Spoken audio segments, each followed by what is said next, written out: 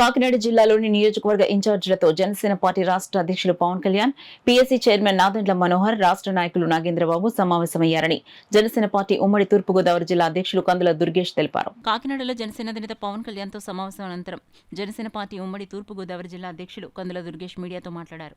సమీక్ష సమావేశంలో నియోజకవర్గాల వారీగా పార్టీ బలాబలాలపై ఆరా తీశారని, ఎన్నికలు సమీపిస్తున్న వేళ క్షేత్రస్థాయిలో పార్టీ ఏ విధంగా ముందుకు వెళ్లాలి అనే దానిపై సమాచారం తెలుసుకున్నారని వివరించారు.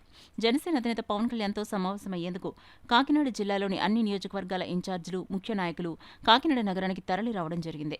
స్థానికంగా ఉన్నటువంటి బలాబలాల గురించి బేరీజు వేస్తూ, అదేవిధంగా ఎక్కడ మనం ఇంకొంత మెరుగుపరుచుకోవాలి, ఎక్కడ మనం మరింత చురుగ్గా పనిచేయాలనేటువంటి అంశాల మీద కూడా దిశానిర్దేశం చేస్తున్నారు.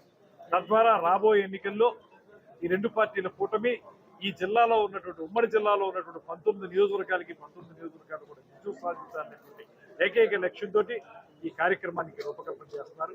అందులో భాగంగానే సమీక్షలు జరుగుతాయి. మిగిలిన 2 రోజులు ఏముంటుంది కార్యక్రమం?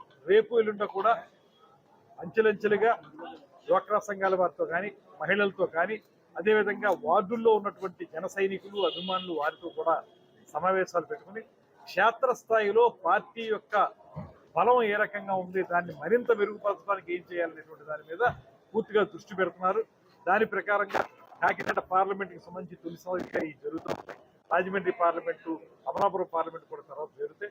వీటన్నిటిని క్రోడీకరించుకుని ఒక సరైనటువంటి యాక్షన్ ప్లాన్తో ముందుకు వెళ్తాం.